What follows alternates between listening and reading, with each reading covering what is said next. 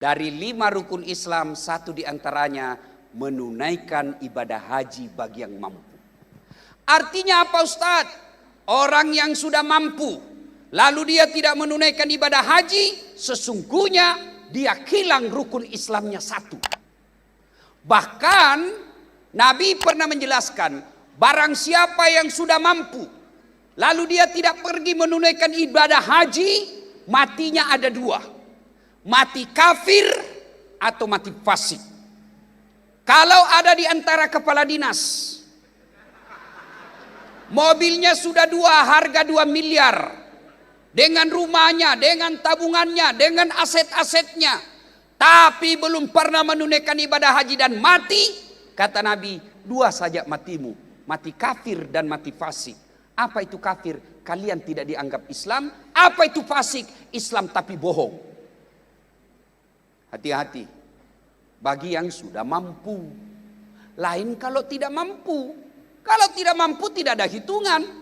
Dan hebatnya yang kedua, untuk kita ketahui, barang siapa yang berkunjung ke Baitullah, kata Nabi, Allah kasih kalian 2 hadiah. Bagi bapak-bapak yang sudah menunaikan ibadah haji ini, yang ke Baitullah, Allah memberikan 2 jaminan. 1, diampuni dosa-dosanya. 2, dikabulkan doa-doanya. Assalamualaikum warahmatullahi wabarakatuh.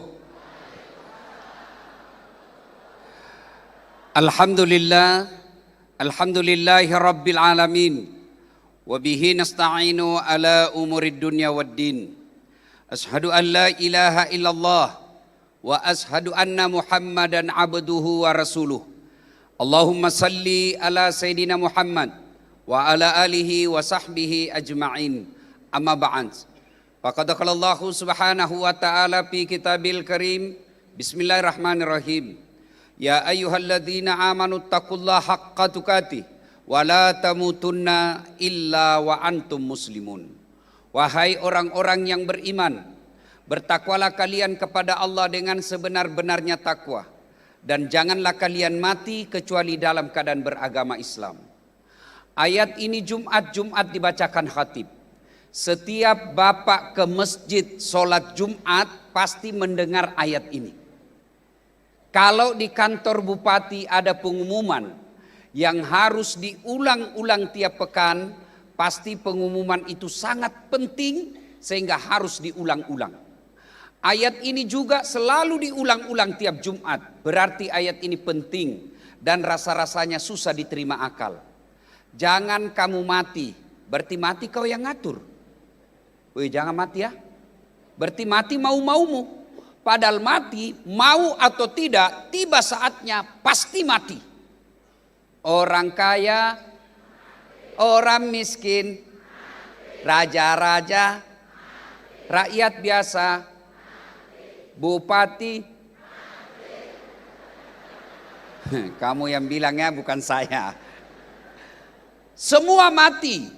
Berarti yang jadi masalah bukan mati. Yang jadi masalah menurut Al-Quran, illa wa antum muslimun, kecuali kau mati dalam keadaan beragama Islam. Berarti ada orang Islam tapi matinya kafir. Ayat ini Allah ingin tegaskan, hati-hati dasat. Kamu ngaku Islam, belum tentu kau mati dalam keadaan Islam. Insya Allah kita tidak akan wafat dalam keadaan mencuri. Insya Allah kita tidak akan wafat dalam keadaan mabuk. Insya Allah kita tidak akan wafat dalam keadaan berzina. Yang bisa membuat kita mati kafir, hubbi aklil haram, suka makan uang haram, barang-barang haram. Siapa di antaranya? Contoh aja ini, jangan marah. Contoh. Sabung ayam didapat sama polisi, judi sembunyi-sembunyi, dikejar sama polisi. Jangan lari, masih lari juga. Polisi tidak bisa kejar. Kenapa? Polisi besar perutnya. Ada juga itu polisi kan besar perutnya kan, tidak bisa lari dia. Polisi terpaksa tembak peringatan ke langit. Dor, masih lari, tembak 2 kali. Dor, masih lari, tembak 3 kali. Dor. Masih lari, terpaksa dilumpuhkan. Tembak kakinya, dang. Kepalanya kena. Saya tanya temanku yang polisi, bos bagaimana caranya? Kakinya kau tembak, kenapa kepalanya kena? Dia bilang soalnya waktu ditembak dia jongkok. Ini polisi Pelemin dia, bukan polisi Indonesia. Bu, jangan musuhi polisi. Pak, adik-adik remaja yang di atas, jangan musuhi polisi. Bapak pernah enggak bayangkan seandainya tidak ada polisi di Indonesia? Rumah dirampok, harta dijarah, anak diperkosa, istri dibunuh. Siapa bapak cari? Satpol PP, pret. Siapa cari? Polisi. Saya pergi ceramah, macet, enggak bisa gerak mobil saya.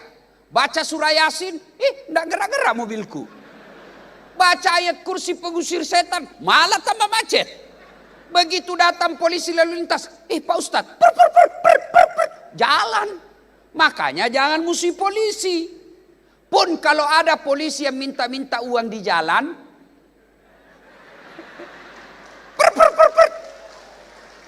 kau melanggar, kau tidak lihat ini. Saya lihat Pak. Kenapa kau melanggar? Saya tidak lihat Bapak. Kenapa kau tidak lihat saya? Bapak sembunyi di tikungan. Mana surat-suratmu? Periksa surat semua lengkap. Saya tilang kamu. Kenapa Bapak tilang? Kau pembohong. Maksudnya apa? Itu motormu Honda, jaketmu Yamaha. Itu polisi Pelemin dia. Bu, jangan musuhi polisi. Jangan musuhi polisi. Kalau ada yang kita ribut-ribut sudah lebih 1 bulan, yang film Rambo itu. Pak, Bu, tahu enggak berapa polisi di Indonesia sekarang? 147.000. Yang ada ribut-ribut yang jahat itu tidak sampai 100 orang. Maka cintai dan sayangi polisimu. Nih ada yang amankan kita. Kalau ada yang jahat, tadi saya rapat dengar pendapat Bapak Kapolri dengan anggota DPR. Pak Kapolri sudah bikin kesimpulan. Kami akan tindak tegas. Mudah-mudahan kali ini rahmat Allah di kepolisian yang ditunjukkan polisi-polisi jahat, maka Kapolri diberikan kekuatan untuk membersihkan polisi dari orang-orang jahat. Bapak tahu enggak? Tadi saya baca-baca Al-Quran, Al-Baqarah ayat 72. Oh Pak Bupati, ternyata ada ceritanya di situ.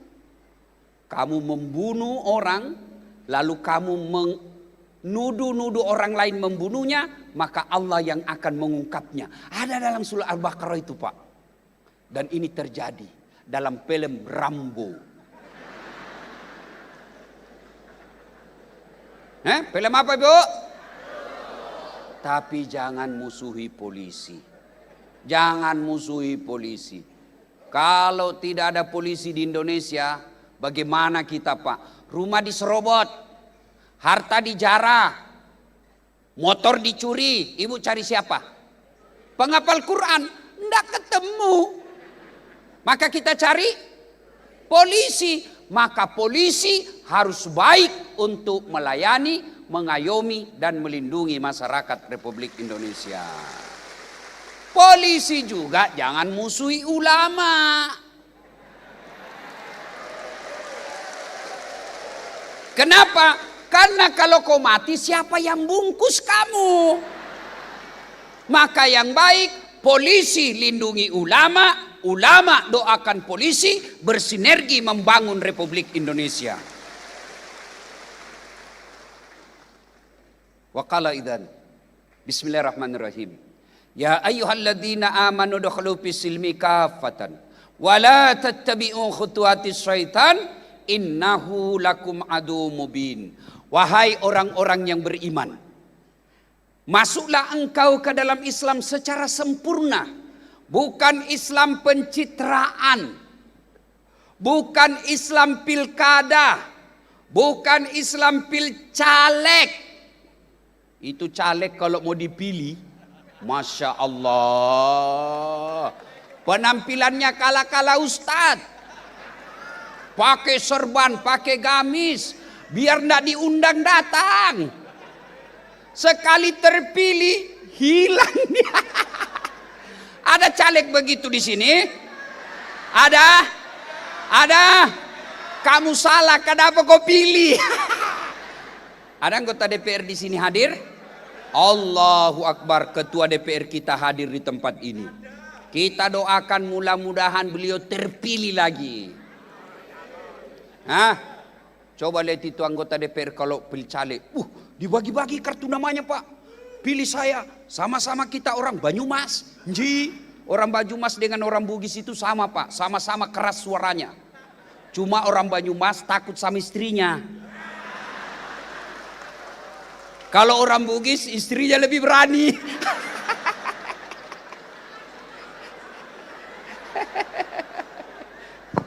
Bodoh air Allahu Akbar.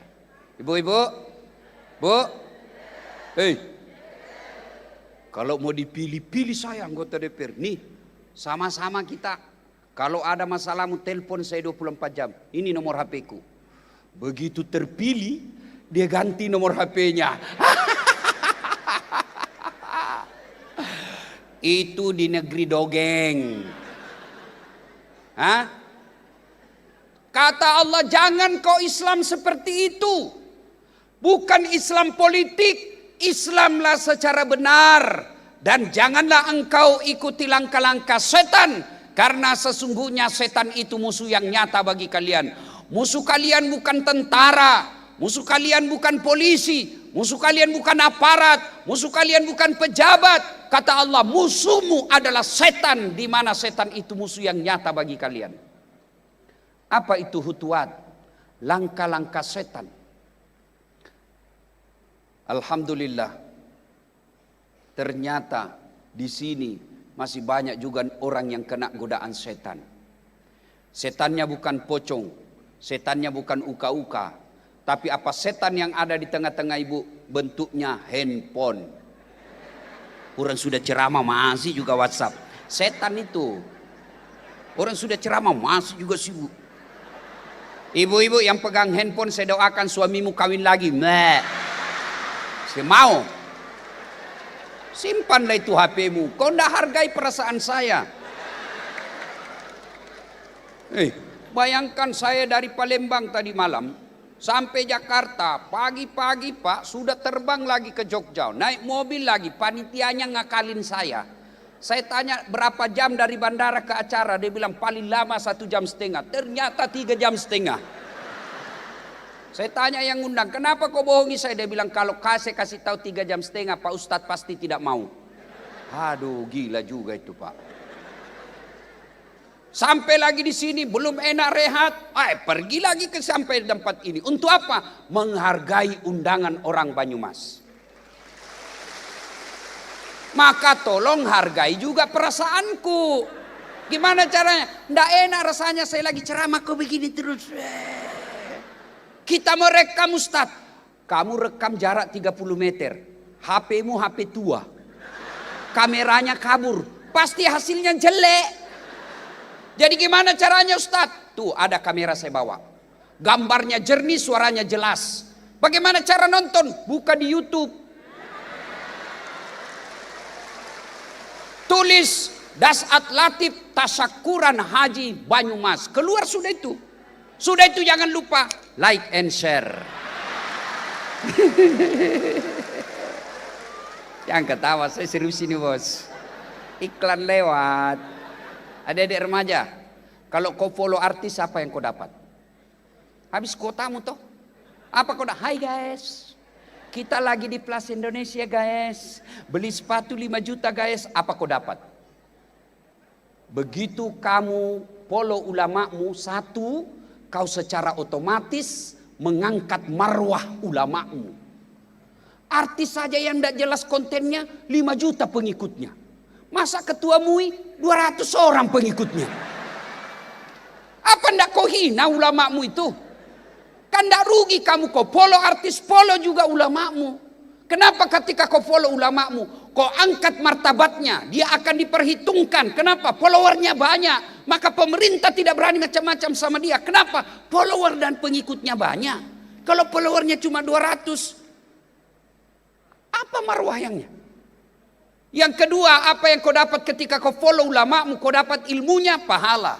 Kau amalkan ilmunya, pahala. Kau sebarkan ilmunya, pahala lagi. Maka nanti selesai pengajian, buka follow Dasat Latif. Setelah itu follow Pak Bupati. Saya tahu beliau punya cita-cita jadi gubernur. Ya cita-cita, kita doakan toh. Nah, maka simpan dulu handphone. Kita dengar dulu ceramah. Sebentar, ada juga Pak Bupati, saya lagi ceramah, dia membelakang. Kenapa dia belakangi saya? Ternyata diambil HP-nya. Selfie. Dia tulis di Facebooknya, latar belakang Dasat Latif. Kok kira saya background? Lebih parah nanti, coba lihat Pak Bupati. Selesai ceramah dikejarnya lagi kita itu ibu-ibu. Selfie dulu Ustaz. Buka maskernya Ustaz. Senyum Ustaz. Ulang Ustaz. Kabur. Ulang Ustaz. Kabur. Saya bilang dalam hati, biar 5 kali kau ulang, namun kamu yang kabur. Simpan HP Bu ya. Bisa? Wa qala idzan. Bismillahirrahmanirrahim. Innallaha wa malaikatahu yusalluna 'alan nabi.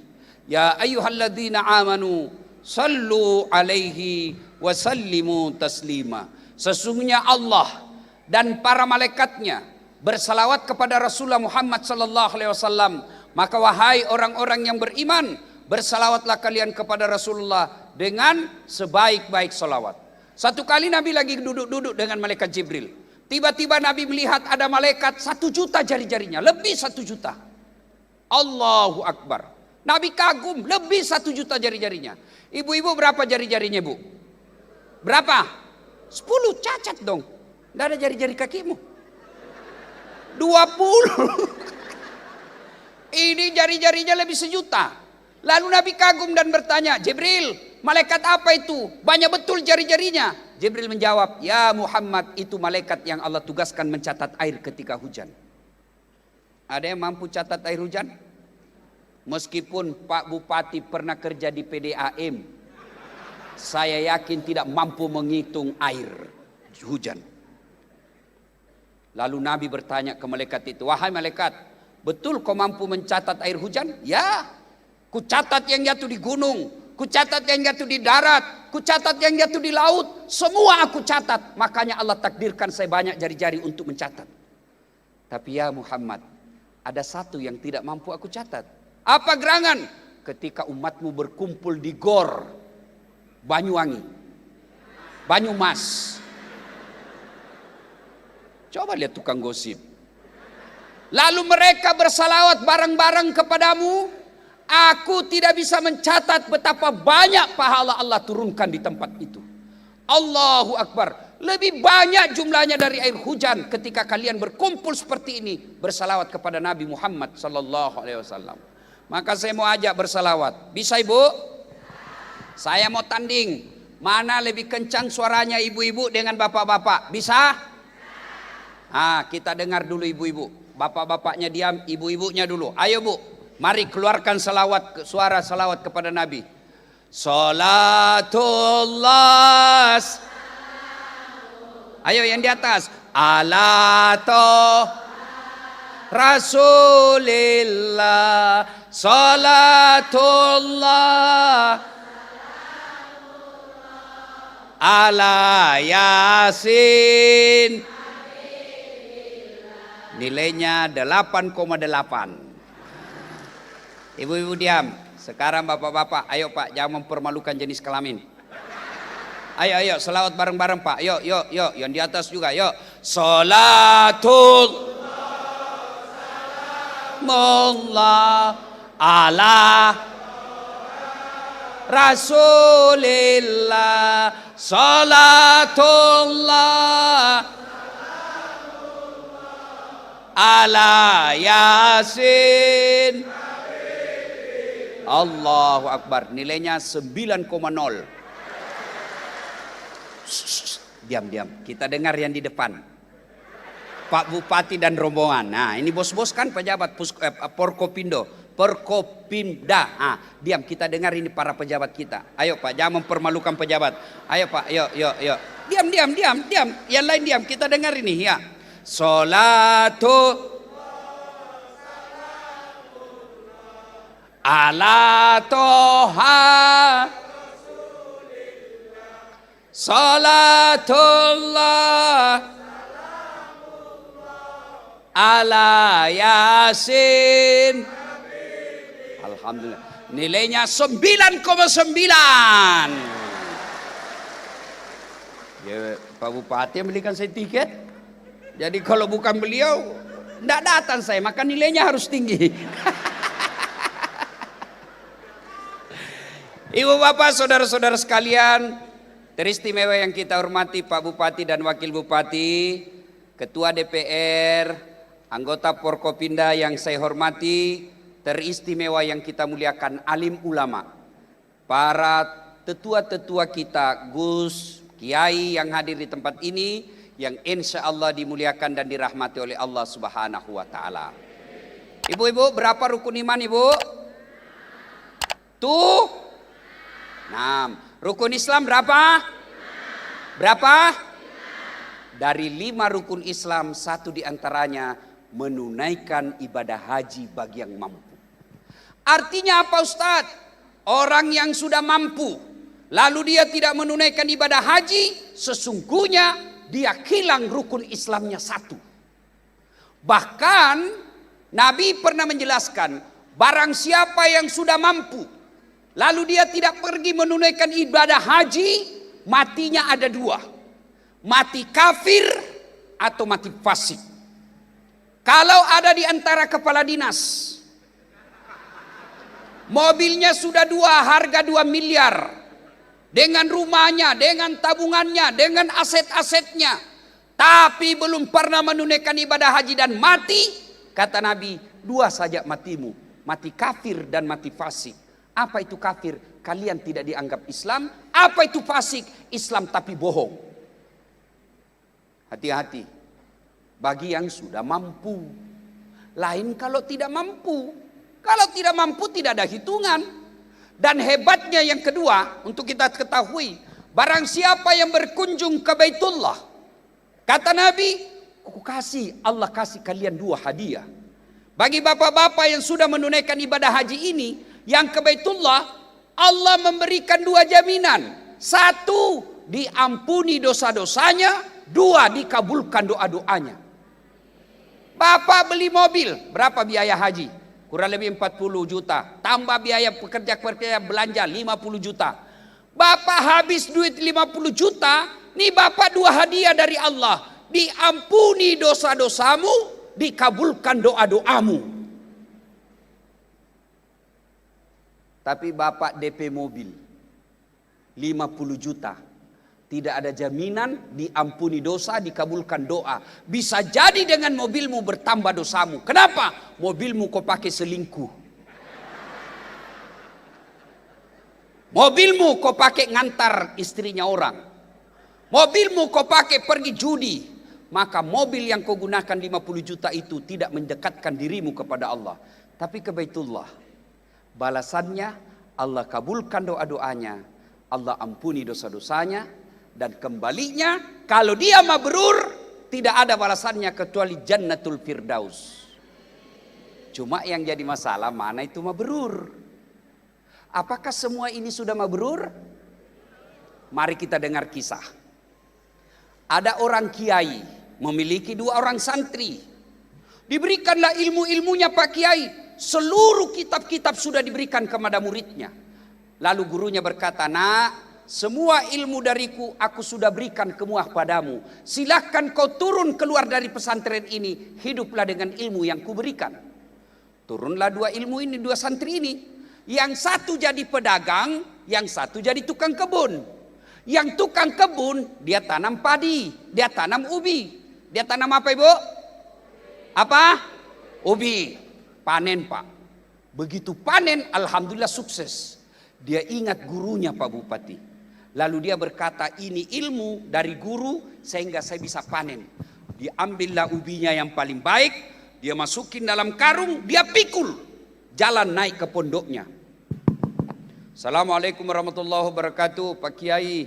Pak Kiai buka, kau nak, piye kabare? Alhamdulillah api-api. Guru, setelah saya keluar dari pondok saya jadi pedani. Ini ada ubi saya bawa. Mudah-mudahan guru sehat walafiat menikmati ubi ini. Waduh, baik berkali kau nak. Bawalah dalam ke ibumu. Bawa ke istrinya Pak Kiai. Ceritalah murid dan guru. Selesai cerita, kata santrinya, Pak Kiai mohon izin saya pamit dulu. Kata gurunya, tunggu dulu nak, kau duduklah di sini. Masuklah Pak Kiai ke istrinya.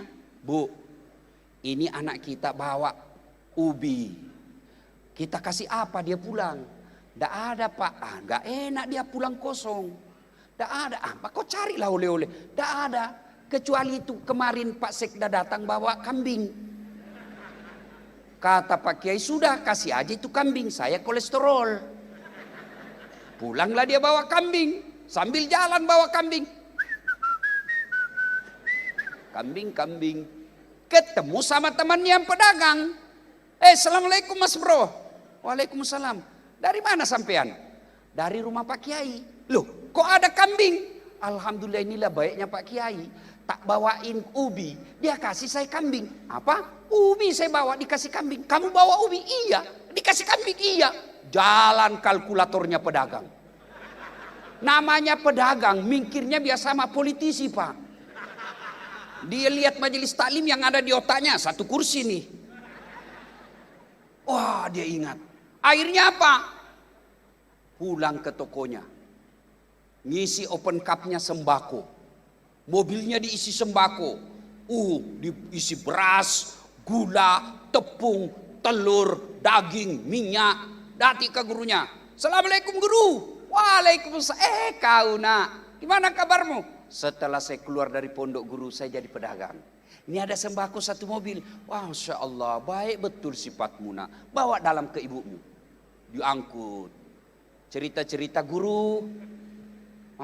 Mohon maaf, saya mau balik dulu. Tunggu dulu nak, kau duduk lagi sebentar. Masuklah gurunya. Bu, apa dikasih ini? Tidak ada Pak. Kasihan dia pulang kosong. Ada yang ubinya temannya itu. Kata gurunya, ya sudahlah, kasih aja itu ubi daripada dia pulang kosong. Pergi tadi bawa apa ibu? Bawa apa? Sembako. Pulang bawa ubinya lagi temannya. Sampean juga begitu. Sama hajinya, sama tawafnya, sama sa'inya, sama minanya, sama wukufnya. Tapi demi Allah, ada yang pulang kambing, tidak sedikit yang pulang bawa ubi. Tergantung niatnya. Kalau pergi tanah suci niatnya hanya mau dipanggil Pak Haji, ya Allah mana pahala hajiku? Malaikat katakan dari jauh, bohong Tuhan. Dia pergi haji hanya supaya dapat gelar haji.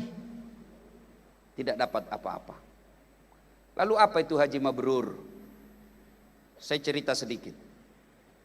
Ibu kalau pergi tanah suci, ketika tawaf dan sa'i, wukuf di Arafah puncaknya, pakaiannya ibu pakaian apa? Pakaian apa? Ihram. Bapak-bapak pakaiannya apa? Bagaimana model pakaian ihram Pak? Apa ada perbedaan ihramnya bupati dengan petani? Apa ada bedanya ibu bupati dengan rakyat jelata? Ihramnya? Enggak. Apa artinya? Di hadapan Allah semua hamba sama. Antara bupati dengan pengangguran, antara satpol pp, polisi setengah, satpol pp dengan pegawai honor. Ada pegawai honor di sini? Pegawai honor, tahu pegawai honor Bu? Namanya PTT, pegawai tidak tetap. 5 tahun kemudian TTP, tetap tidak pegawai.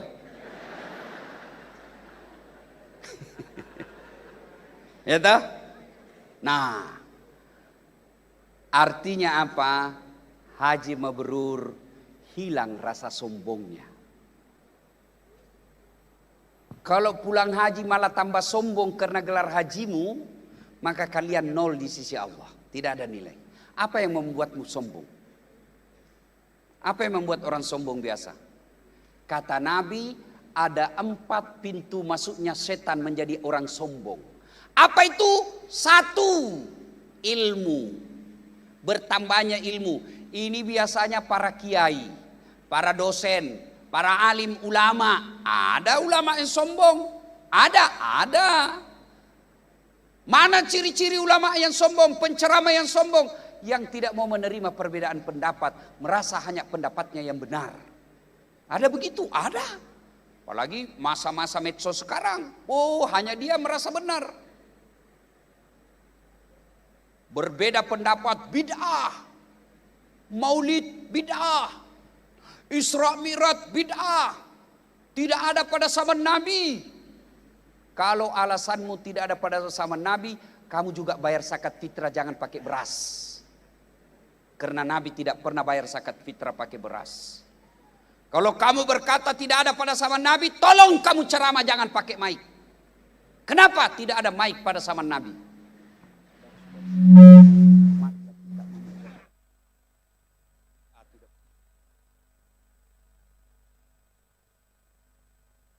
Ini juga bid'ah, tidak ada pada zaman Nabi. Maka yang baik, mari saling menghormati perbedaan. Perbedaan kenapa ada? Karena itu sunnatullah. Maka ada disebut imam mazhab. Ibu bapak lihat baru dari tanah suci kan, lihat perbedaan. Orang mulai takbir banyak perbedaannya. Ada orang takbir begini Pak, Allahu Akbar. Ada juga yang begini, Allahu Akbar. Ada hadisnya. Ada juga yang rasa-rasanya capek betul jalan, tidak semangat. Ada juga yang begitu. Silakan jangan menyalahkan pendapat orang. Bapak ibu baru pulang tanah suci, lihat orang meletakkan tangannya setelah takbir. Beda-beda Pak, dan itu ada mazhabnya. Allahu Akbar. Pertama, antara perut dengan pusat. Dia begini. Yang kedua, Allahu Akbar di atas dada. Ada yang begini. Yang ketiga, Allahu Akbar di bawah pusat. Ada. Bukan di bawah sekali. Ngeres lagi pikiran jamaah. Yang keempat, Allahu Akbar. Adakah ibu bapak lihat di tanah suci lurus? Ada kan? Mana yang benar? Benar semua. Masing-masing ada ulamanya. Yang mau begini silakan. Yang mau begini silakan. Mau begini silakan. Mau begini pun silakan. Kalau semua boleh Ustaz, yang mana salah? Kalau kau pakai semua. Allahu Akbar. Sudah pasti salah. Adik-adik yang baru belajar agama, kalian mau pelihara jenggot silahkan. Tapi jangan kau tuduh orang tidak ada jenggotnya tidak sunnah. Kalian mau jingkran celanamu silahkan. Tapi jangan kau katakan yang dibawa mata kakinya sesat. Tidak, semua ada pendapat ulama. Pak Bupati saya aja dimaki-maki di medsos. Dia bilang ini Ustadz tidak sunnah. Kenapa kau tuduh saya tidak sunnah? Buktinya kau tidak pelihara jenggot. Ya mau diapa kalau tidak mau tumbuh? Sudah ku kasih minyak-minyak, enggak mau dia tumbuh Pak. Sekali kucukur saja dia. Saya kasih minyak, marah istri saya. Dia bilang kasih kotor-kotor bantal. Maka pintu masuknya setan kesombongan pertama sombong. Ilmu. Apa yang mau disombongkan dengan ilmu? Allah jelaskan dalam Al-Quran, wa ma utitu minal ilm illa qalila. Saya tidak berikan kamu ilmu kecuali sangat sedikit. Apa yang mau disombongkan? Kalau Allah marah, dia kasih pikun kamu. Ada obatnya pikun. Sampai sekarang tidak ada yang temukan obatnya pikun. Ada orang Pak, banyak betul gelarnya. Bertumpuk-tumpuk gelarnya. Begitu dekat-dekat dengan pensiun, mulai pikun-pikun dia Pak. Diprotes sama istrinya.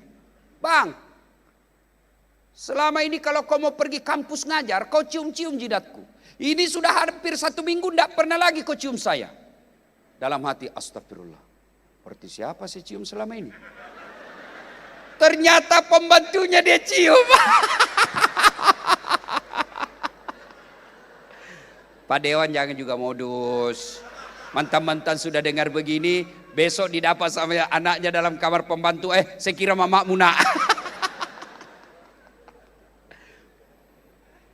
Apalagi yang membuat orang sombong kata Nabi, pintu masuknya apa? Jabatan. Kepala dinas mau sombong. Kepala dinas, jangan sombong. Kamu bisa jadi kepala dinas karena bupati senang kamu. Bukan kamu cerdas, enggak. Karena bupati senang. Biar bupati senang, kalau ibu bupati tidak senang, enggak jalan kamu bos. Apalagi kalau ibu bupati sudah bilang, saya enggak mau lihat itu anak buahmu. Pokoknya saya enggak mau lihat, enggak mau. Habis kamu bos. Apalagi membuat lo sombong. Anggota DPR. 5 tahun aja men. Terpilih lagi. Alhamdulillah tidak. Wabillahi taufiq wal hidayah. Apa yang kau mau sombongkan? Ayo. Bupati.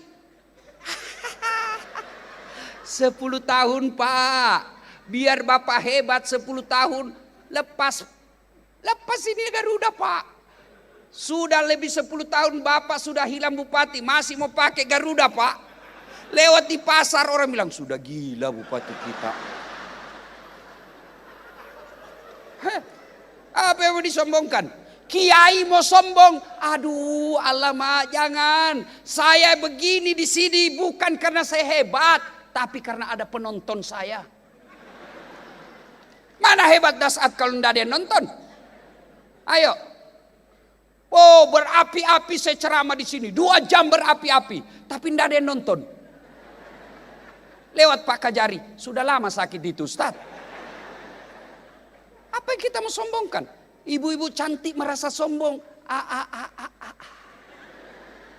Ada juga istri kadis, sombongnya.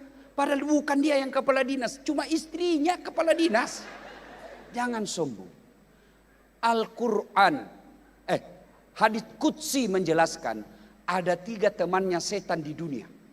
Satu di antaranya kata Allah, ghaniyun mutakabbir, orang kaya yang sombong, kaya pangkat, kaya ilmu, kaya harta, kaya rupawan, sombong, temannya setan. Tapi orang masih maklum. Ya wajarlah dia sombong, anggota DPR, wajar dia sombong, bupati, wajar dia sombong, Kapolres, wajar dia sombong, kaya, wajar dia sombong, terkenal.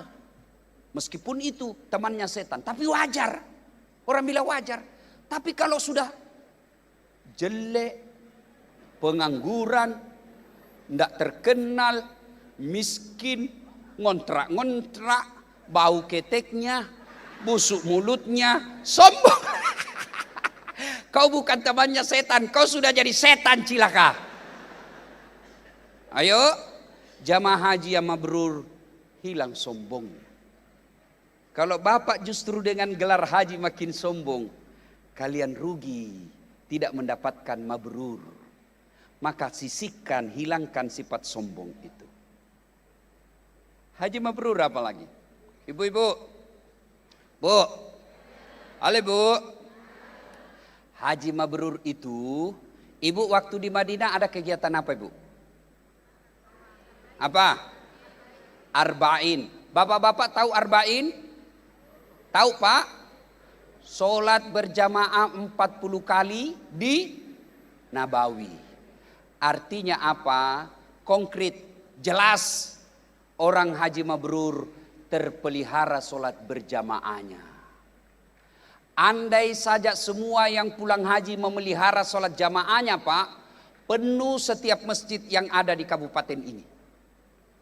Alhamdulillah, saya lihat masjid di kabupaten ini Pak, di mana-mana penuh. Terutama kalau subuh. Penuh. Sampai di luar. Tidak ada di dalam. Yang ada di dalam yang kepala dinas sudah pensiun. Ya sudah muka-muka sakaratil maut. Di dalam lomba batu.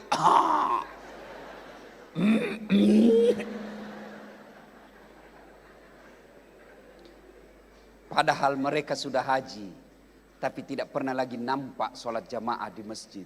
Kalau bapak mengaku mabrur, mari jangan lepas sholat berjamaah di masjid. Coba lihat ketika di tanah suci, bapak kejarkan 5 waktu. Jam 3 asar, jam 2 bapak sudah ada di masjid. Jam 5 subuh, jam 3 bapak sudah di masjid. Kenapa setelah sampai di Indonesia Bapak tinggalkan sholat jamaah? Kalau ibu bapak mau mabrur, tetap jaga sholat jamaah. Kenapa orang malas berjamaah? Satu, karena dia tidak lihat pahalanya. Andai saja Pak Bupati mengumumkan siapa yang datang sholat berjamaah, kami kasih pulsa 200.000 satu orang, 50 kilo satu orang. Saya yakin sholat subuh jam 5, jam 8 malam sudah penuh masjid. Kenapa? Karena dia lihat pahalanya. Padahal Nabi jelaskan, andai saja kamu nampak oleh matamu pahala sholat jamaah, kalian akan datang ke masjid meskipun engkau merangkak. Andai saja kau lihat. Tapi kalian tidak mau berjamaah. Kenapa? Karena tidak lihat pahalanya. Yang kedua, kenapa orang malas berjamaah ke masjid? Karena dia tidak tahu pahalanya. Apa pahala berjamaah? Buka kitab Durratun Nasihin. Yang pertama, kalau dia wudhu dulu, baru dia ke masjid, kata Nabi, langkah kaki kananmu satu pahala, langkah kaki kirimu dihapuskan dosa-dosa kecilmu. Jadi ketika melangkah kaki 200 meter dari rumah ke masjid, 400 meter PP, berapa langkah kaki yang dapat Bapak? Kaki kanan satu pahala, kaki kiri gugur dosa kecilmu, berapa langkah yang Bapak dapat? Apalagi ketika melangkah begini. Oh, gitu bisa. Salatullah salah ala toha rasulillah. Salatullah ala yasin.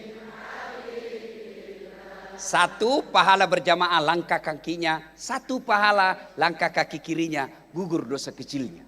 Apalagi keutamaan berjamaah, kata Nabi, semua bateri yang kau lewati, aspal, tegel, tembok, dinding, pagar, tumbuhan, dia akan jadi saksi.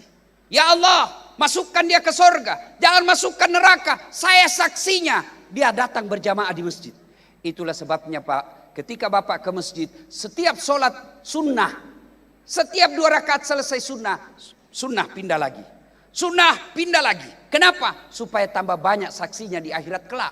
Itulah sebabnya juga Nabi anjurkan, ketika kalian ke masjid, usahakan jalanmu lain, pulang juga jalannya lain. Sunnah. Yang ketiga, pahala berjamaah. Apabila gerimis datang, Bapak basah bajunya karena hujan, maka baju yang basah itu melindungi Bapak dari sentuhan api neraka. Jangan juga salah paham. Mentang-mentang sudah dengar ini, gerimis, dia tunggu hujan keras. Begitu hujan keras, dia buka payungnya jalan. Itu beleng-beleng namanya itu, Pak. Apalagi lipat 27 kali. Artinya apa? 1 kali sholat jamaah, 27 kali sholat sendiri di rumah baru sama. Apalagi keutamaan berjamaah. Di masjid lebih khusyuk. Apa artinya? Kalau Bapak sendiri di rumah, Pak, biasa bingung. Ini saya sudah tahayat atau belum? Tapi kalau di masjid, ibu tidak usah khawatir. Lebih khusyuk. Kalau ibu sholat di rumah banyak gangguan. Apa gangguan? Bisa jadi kucing. Begitu ibu sudah takbir, baru tahu mati. Tidak ditutup meja makan. Ada kucing naik. Kira-kira ibu masih khusyuk? Habis sudah ikan. Allah karim. Akhirnya apa? Dia kreatif, Pak. Qul a'udzu birabbin nas. Malikin nas, ilahin nas. Itulah gangguan kalau di rumah. Tapi kalau di masjid tidak ada gangguan seperti itu. Apalagi keutamaan berjamaah di masjid. Di masjid kita bisa doa bersama. Mungkin ibu bapak tidak tahu doa, tapi ada alim ulama, ada ketua MUI, ada ulama besar memimpin doa. Ibu mengaminkan sehingga seluruh doa dalam masjid dikabulkan. Itulah sebabnya Pak Imam, kalau ada imam di sini yang selalu mimpin sholat jamaah, ketika Bapak baca doa, usahakan keraskan sedikit dan baca doa yang umumnya orang tahu apa isinya itu doa. Karena kadang-kala ada juga jamaah kita tidak tahu apa diminta imam, kita yang penting amin aja. Amin, amin, amin. Amin. Amin, amin, amin. Tidak tahu. Siapa tahu yang jadi imam anak muda, belum dapat istri. Dia berdoa, ya Allah berikan kami jodoh. Kata bapak di belakang, amin. Istrinya juga di belakang, amin. Berarti kau izinkan suamimu kawin lagi. Nah, itulah keutamaan sholat jamaah. Banyak lagi tapi waktu terbatas. Satu, penyebab orang malas jamaah ke masjid karena dia tidak lihat pahalanya. Dua, karena dia tidak tahu pahalanya. Yang ketiga, manajemen masjid tidak bagus. Ada masjid saya bangun. Bapak-bapak, kalau bapak like and share ceramah saya, itu sesungguhnya bapak membangun masjid. Karena semua keuntungan saya di YouTube, alhamdulillah penonton saya sekarang di YouTube sudah 251 juta. Dan itu semua dana-dana yang saya dapat dari YouTube, alhamdulillah sudah jadi masjid. Insya Allah dalam waktu lagi proses sekarang di Makassar, saya bangun masjid, insya Allah menjadi masjid yang cantik di Makassar. Dan saya membuat markas kader ulama. Apa maksudnya? Markas bukan pesantren. Tapi ada anaknya Pak Bupati. Ustadz, ada anak saya sudah dari pesantren tapi tidak tahu ceramah. Sini, saya ajarkan namanya public speaking. Itu ada kelasnya khusus public speaking. Ada kelas kedua, kelas multimedia. Bagaimana ceramah di depan kamera. Karena tidak gampang bapak ceramah depan kamera. Kalau bapak ceramah di masjid palingan dengar 200 orang. Tapi kalau bapak ceramah di YouTube, Instagram, bisa sampai dari Sabang sampai Merauke. Ribuan orang nonton, bahkan orang luar negeri pun nonton. Itu kelas multimedia. Tapi ada yang paling penting. Apa itu? Kelas adab. Biar tinggi dia punya ilmu, kalau tidak tahu sopan santun, nol di hadapan Allah. Itu kelas adab. Nah, itulah yang saya bangun. Nah, ibu bapak, ketika kita sholat berjamaah, banyak yang tidak mau datang ke masjid. Manajemen masjid tidak bagus. Masjid yang saya bangun itu, Pak, yang sudah ada sekarang, itu dibawanya kolam. 1 hektar itu pekarangannya. Pekarangannya saya pelihara kucing. Saya bikinkan tempat-tempat foto. Yang ada foto saya besar sekali. Kalau orang mau datang saya tidak ketemu, dia selfie saja dengan foto saya itu. Ber-AC. Penceramahnya Pak, belum ceramah sudah saya kasih judul dan saya sudah kirim honornya. Belum ceramah sudah saya kasih honor. Yang muadzinnya tukang azan, saya bikin lomba azan. Yang menang, saya tugaskan azan. Saya gaji selayaknya pegawai negeri. Imamnya saya bikinkan rumah khusus imam. Saya kasih kendaraan dinas. Sound systemnya baik. Karpetnya empuk, ber-AC. Sehingga orang datang senang ke masjid. Nyaman di dalam masjid. Ini bagaimana orang mau ke masjid? Yang tukang azan, penyakit asma, sudah 3 tahun pensiun. Ya.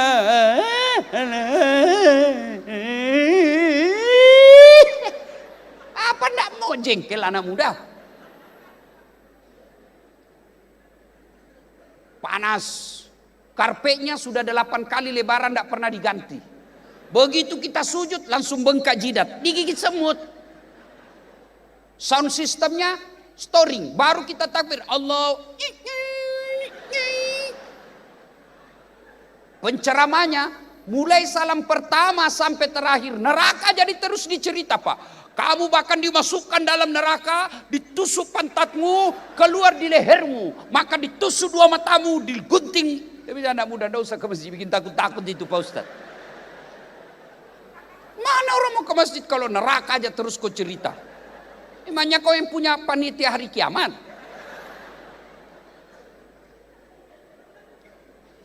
Dapat lagi Pak Imam, Allah karim. Imamnya suka balik-balik sunnah Pak. Saya heran sekarang lihat imam-imam yang muda penghafal Quran. Senang betul dia panjang-panjang. Itu tidak diajarkan Nabi. Kata Nabi, kalau kau jadi imam, baca ringkas bacaanmu. Itu Nabi kalau sendiri Pak, dia baca surah-surah pendek. Kalau beliau imam, beliau baca surah pendek. Kalau sendiri, dia hatamkan 1 juz. Kalau sendiri. Ini kalau sendiri, kul-kul. Sekali jadi imam Pak, ma Allah karim. Mulai takbir sudah lama, panjang Pak.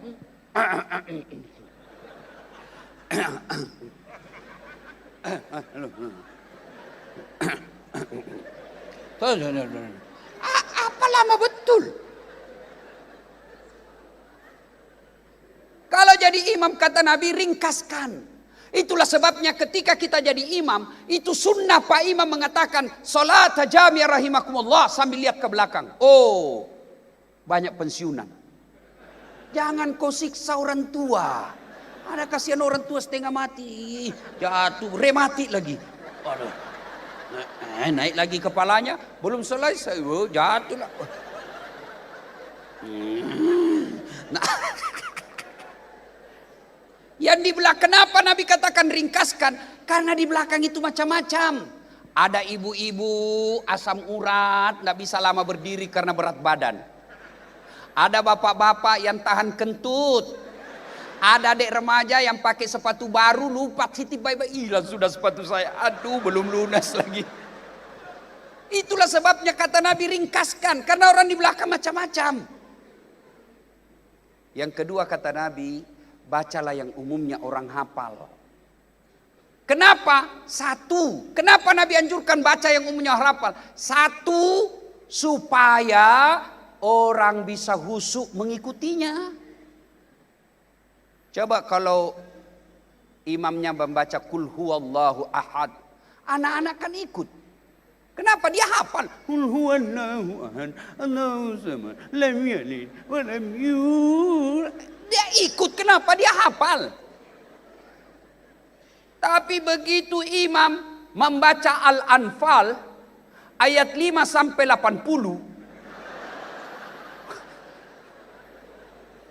imam khusyuk dengan bacaannya, kita khusyuk dengan hayalan. Kita mau ikut, tidak dihafal. Kita mau ruku, belum selesai. Terpaksa kita baca semua pengumuman di dinding. Keadaan keuangan masjid, pemasukan 2.500.000, pengeluh.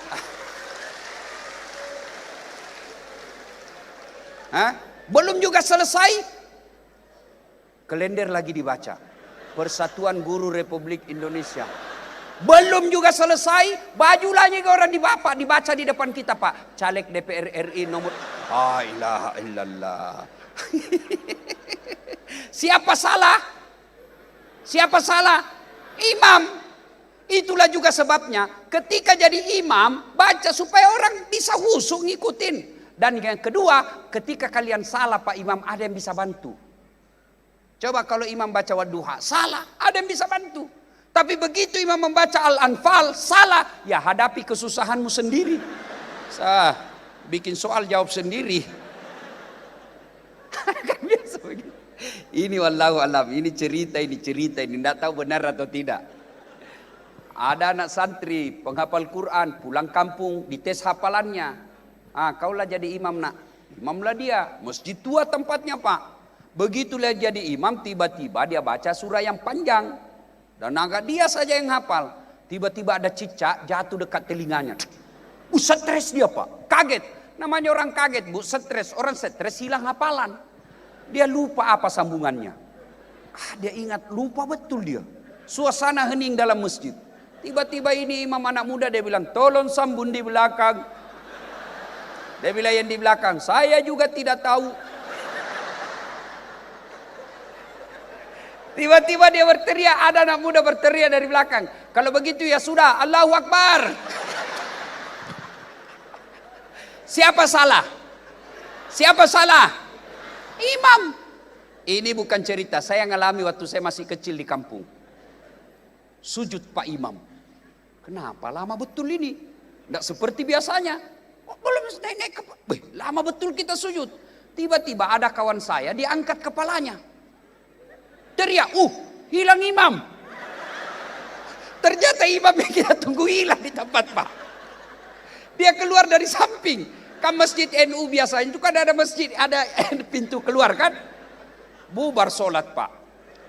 Bubar ditanya Pak Imam. Pak Imam, kenapa kau tinggalkan saf? Saya kentut nak. Dia bilang, Pak Imam, lain kali kalau kau kentut, kasih naik kepala supaya kita lihat kau diganti. Dia bilang sengaja nak, saya malu kau tahu. Siapa salah? Siapa salah? Siapa salah? Imam. Dalam fikih sholat jamaah diterjemahkan ke dalam berkehidupan bermasyarakat. Jadi makmum boleh siapa saja. Mau yang paling cerdas sampai orang goblok boleh jadi makmum.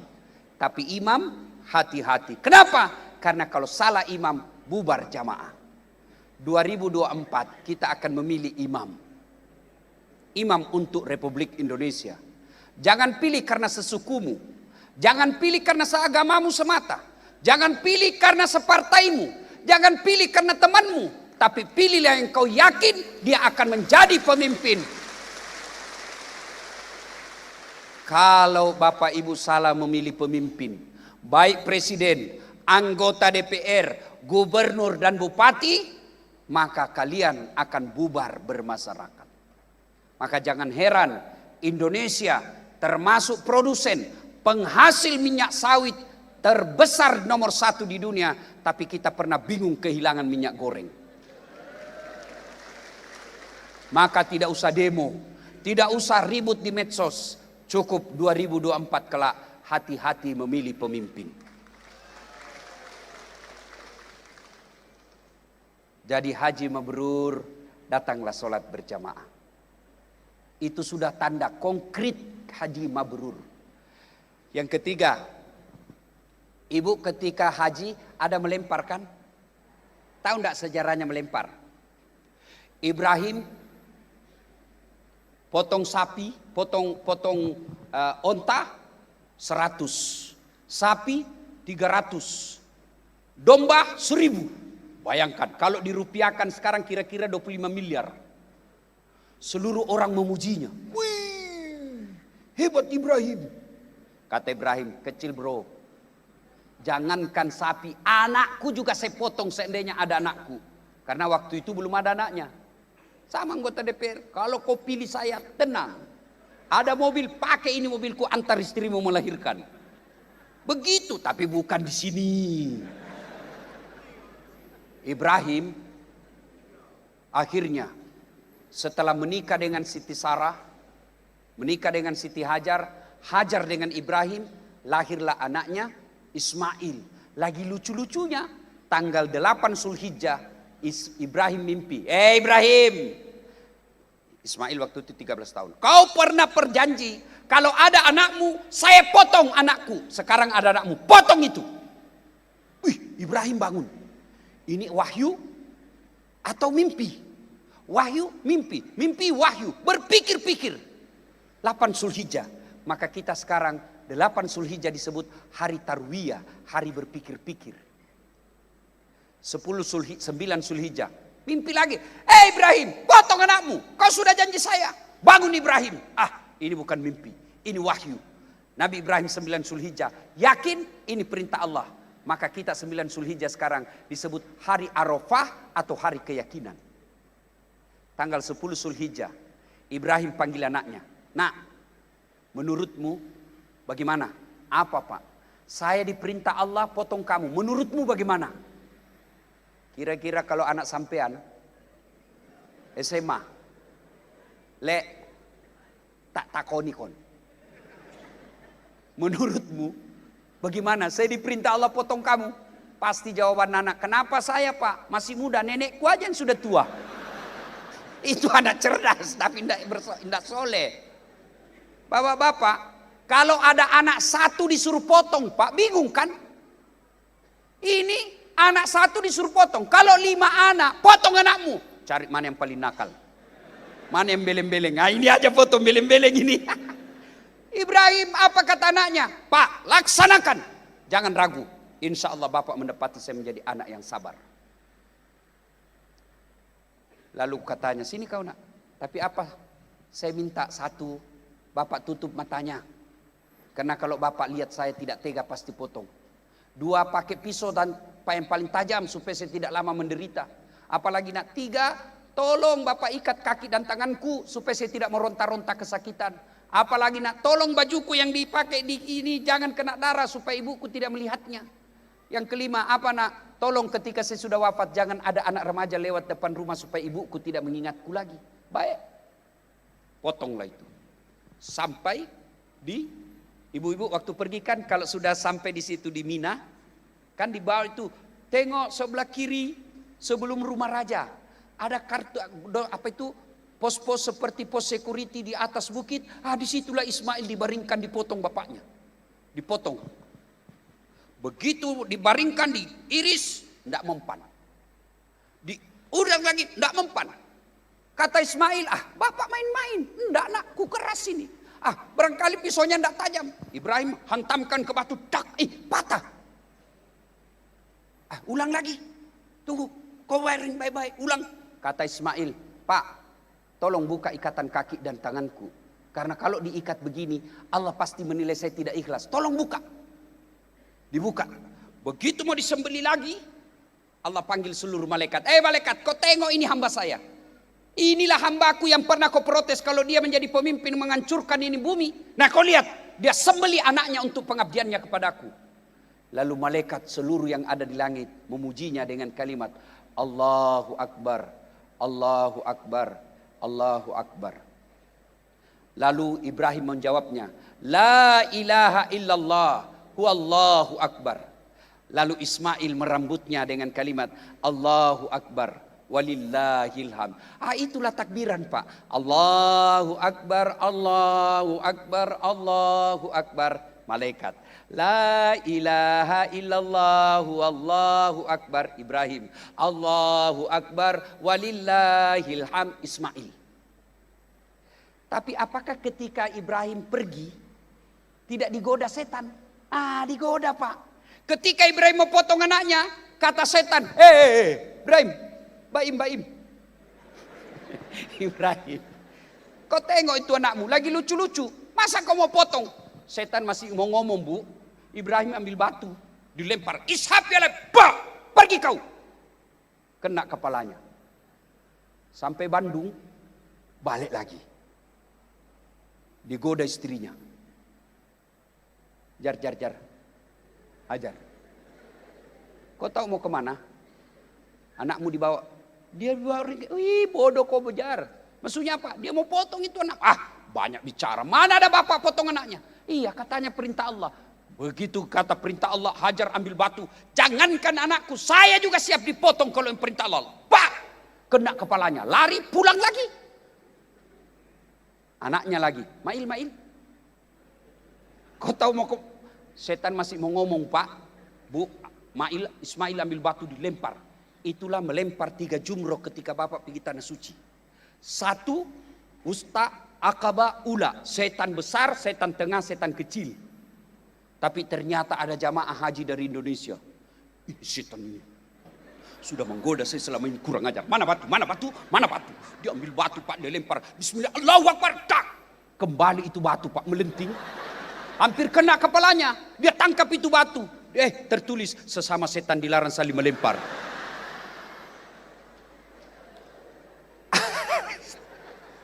Ada juga yang suami istri, Pak.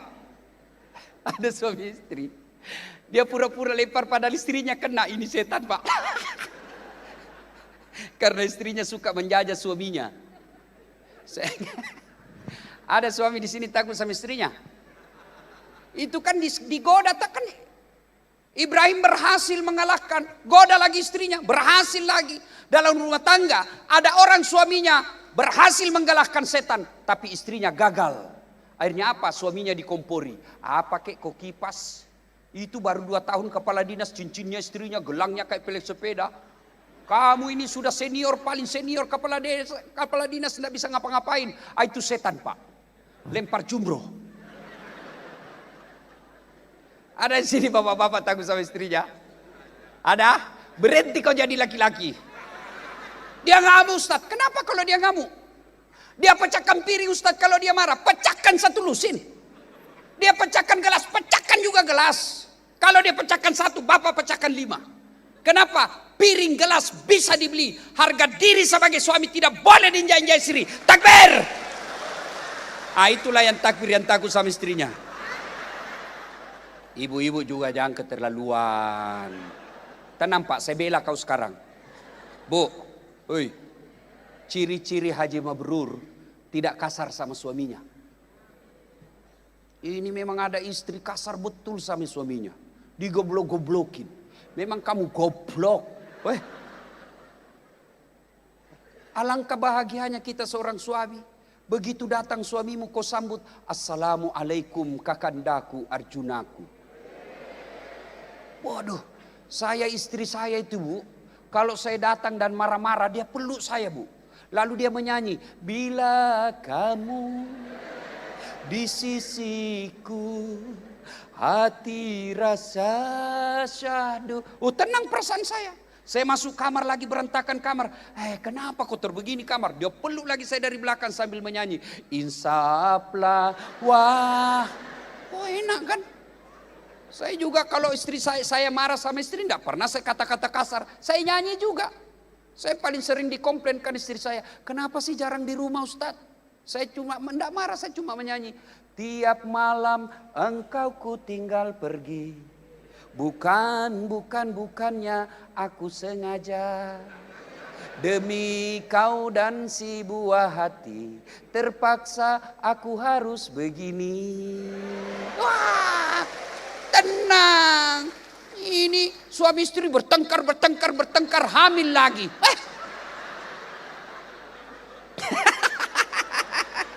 Ini semua ini nih. Pak Bupati, ada yang nanya sama saya ibu-ibu di Makassar. Dia bilang, Ustadz, kenapa suamiku tidak betah di rumah? Saya takut dia tersinggung. Ku ceritakanlah. Bu, ada orang suami istri. Istrinya suka ngomel. Ngomel aja kerjanya. Ada uang tidak ada uang, ngomel aja kerjanya. Suatu ketika suaminya dapat bonus. Dia pikir, saya mau belikan emas istriku. Dia bawalah ke toko perhiasan. Sudah dibelikan perhiasan, senang istrinya. Kata suaminya, dek, kita pergi wisata Sumur Tua ya. Sumur Tua. Ada di kampungnya Sumur Tua, usianya sudah 400 tahun. Dibawalah istrinya pergi nonton Sumur Tua. Dek, kau lihat sampai. Lihat, ada enggak airnya? Enggak ada bang.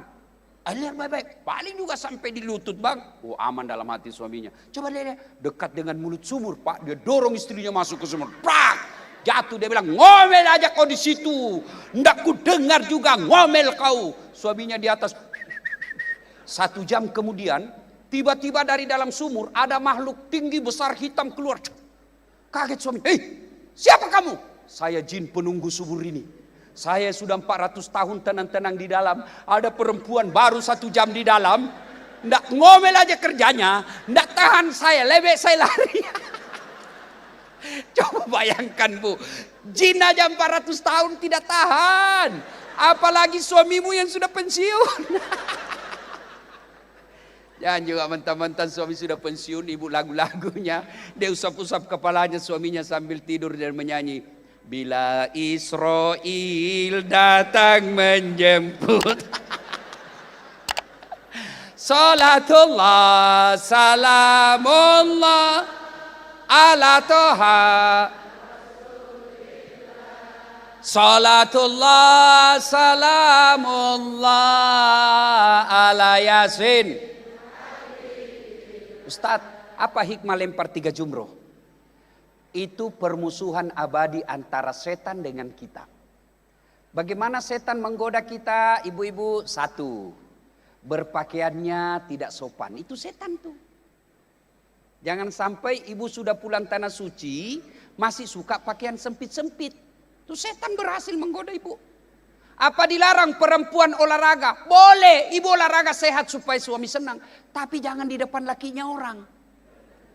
Ini pakai baju sempit, rok sempit di depan kantor kecamatan, di depanlah dia. 1, 2, bapak-bapak di belakang. 3, apa ndak hancur? Haji seperti ini, haji beleng-beleng. Ya, Bu. Apalagi yang bisa jadi temannya setan? Suka gosip. Gibah, itu godaan setan. Dibuatnya kita enak itu kalau gosip kan. Pertama dia cerita sinetron. Lama-lama pergi pengantin itu. Saya aja lewat di sini ada yang gosipin saya tadi Pak Bupati. Dia bilang ibu-ibu, itu juga bajunya waktu di YouTube. Ah, ilaha illallah. Dasar tukang gosip. Padahal sudah haji. Bu, kalau haji mabrur, ada yang ngajak ibu gosip. Na'udzubillah min zalik. Kita berlindung kepada Allah dari keburukan itu. Jangan malah ditambah-tambah. Itu godaan setan. Dan puncak godaan setan, kata Nabi, al-mutahawilu bis sholah, yang menganggap enteng sholat. Pak, Bu, di sini ada Pak Bupati. Pak Bupati pasti ada ajudannya. Coba lihat kalau Pak Bupati panggil ajudan. Ajudan! Itu ajudan biar lagi baring, Pak. Langsung lompat. Siap perintah, Pak. Itu ada kacang di anunya, dia makan dengan kulit-kulit. Iya toh, Pak? Kira-kira ada enggak ajudan dipanggil? Ajudan! Tunggu dulu, Pak. Dia injak lehermu. Ajudan! Bapak enggak lihat saya sibuk. Dimutasi kau bos, non job. Staf ahli yang enggak ada stafnya. Padahal bupati ada hilang jabatannya. Tapi begitu takutnya kita menolak panggilan bupati. Lalu kenapa ketika Allah memanggilmu, hayya 'alal falah, sini saya kasih kau kemenangan. Itu arti hayya 'alal falah, sini saya kasih apa yang kau mau. Tapi jawaban kita, tunggu. Bayangkan, bupati aja kamu tidak berani suruh nunggu. Masa Tuhan? Wajar, 30 tahun kau jadi PNS, tidak bisa lepas dari kredit. Kenapa? Allah kau suruh menunggu. Itu Bapak biasa orang tanya saya. Coba lihat gelar saya, bukan mau takabur ya, bukan mau takabur. Ini hanya motivasi. Lihat itu gelar saya, banyak betul kan? Doktor saya 2, sarjana saya 2. Kalau doktor 1 Pak berat, apalagi 2. Sama-sama 2 tapi sama-sama disiplin ilmunya sama dalam negeri itu banyak Pak. Tapi saya beda disiplin ilmu, beda negara bersamaan waktu.